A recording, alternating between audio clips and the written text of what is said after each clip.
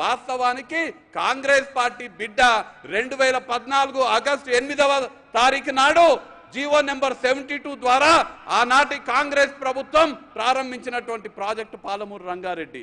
కానీ వీళ్ళు అధికారంలోకి వచ్చిన తర్వాత పాలమూరు రంగారెడ్డి ప్రాజెక్ట్ ఏ ప్రాజెక్ట్ వల్ల అయితే మన బీడు భూములకు నీళ్లు వస్తాయో 12,48,000 ఎకరాలకు సాగునీరు అందించాలో మనపైన పగబెట్టుకొని మనపైన కక్షతోటి కేసీఆర్ పాలమూరు రంగారెడ్డి ప్రాజెక్ట్ ని పండబెట్టిండు. 10 సంవత్సరాలు 80% నిధులు బుక్కిండ్రు కానీ 30% పనులు కూడా చేయలేదు. ఒక్క ఎకరానికి సాగునీరు అందేలేదు. ఒక్క బొట్టు కూడా కృష్ణా నది నుంచి ఎత్తిపోయలేదు. రోజు ఫుల్ బాటిల్ ఎత్తిపోస్తున్నారు కానీ మనకు కావాల్సిన నీళ్లు మాత్రం ఎత్తిపోస్తలేరు. కానీ ఇవాళ 10 ఏళ్లలో ఏం చేయలేదు. ఇవాళ మన బిడ్డ ముఖ్యమంత్రి అయిండు. 3 నెలలు కూడా దాటలేదు.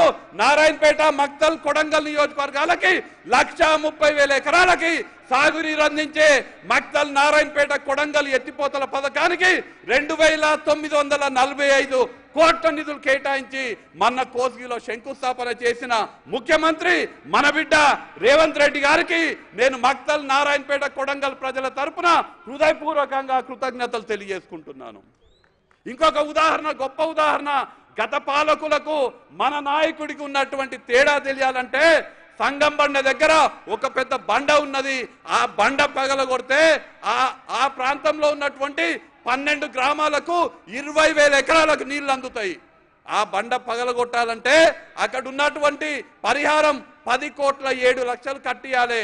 గత ప్రభుత్వంలో 10 సంవత్సరాలు ఆ ప్రాంత ప్రజలందరూ కూడా మాకు 10 కోట్లు ఇవ్వమంటే ఏమాత్రం కూడా చలనం లేదు, ఏమాత్రం కూడా స్పందించలేదు. మనం ఒక్కసారి మన ముఖ్యమంత్రి వద్దకు వెళ్ళి 10 కోట్ల రూపాయలు మీరు విడుదల చేస్తే 20,000 ఎకరాలకి నీళ్లు వస్తాయంటే తక్షణమే ఒక్క క్షణం కూడా ఆలోచన చేయకుండా 10 కోట్ల నిధులు ముఖ్యమంత్రి గారు కేటాయించిండ్రు. ఇవాళ సంగం బండ పగలబోతుంది. అక్కడ 20,000 ఎకరాలకు ముఖ్యమంత్రి గారి వల్ల మనకు నీళ్లు వస్తున్నాయి. మన బిడ్డ ముఖ్యమంత్రి అయితే నారాయణపేట, కొడంగల్ ప్రాజెక్ట్ వచ్చింది. సంగం బండ పగలబోతుంది. 20,000 ఎకరాలకు నీళ్లు రాబోతున్నాయి. ఇవన్నీ కూడా కేవలం ఉదాహరణకు మాత్రమే చెప్తున్నా. 3 నెలలలోనే మనం ఇంత సాధించగలిగినాము.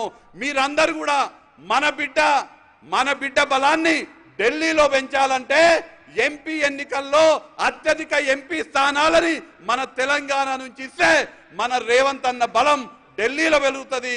కాబట్టి మీరందరూ కూడా రానున్న ఎంపీ ఎన్నికల్లో అందరూ కూడా కాంగ్రెస్ పార్టీకి మద్దతు ఇచ్చి చేతి గుర్తు పైన ఓటేసి మన బిడ్డ అయినటువంటి రేవంత్ రెడ్డి గారి బలాన్ని ఢిల్లీలో పెంచడం ద్వారా రాహుల్ గాంధీ గారిని ప్రధానమంత్రి చేసుకునే ఆ అవకాశం మనందరం కూడా తీసుకుందామనే మాట ఈ సందర్భంగా తెలియజేస్తూ మనకు ఇవాళ ఒక పాలమూరు ప్రాంతానికి సువర్ణ అవకాశము. ఈ అవకాశాన్ని మనము వదులుకోకూడదు. మన బిడ్డ ముఖ్యమంత్రి అయినరు. ఈ పాలమూరు దశ మారబోతుంది. మన బిడ్డని మనం కాపాడుకొని వారికి మరింత బలం చేకూర్చేటట్టుగా మనందరం కూడా కష్టపడదామనే మాట తెలియజేస్తూ జై కాంగ్రెస్. చేతి గుర్తుకే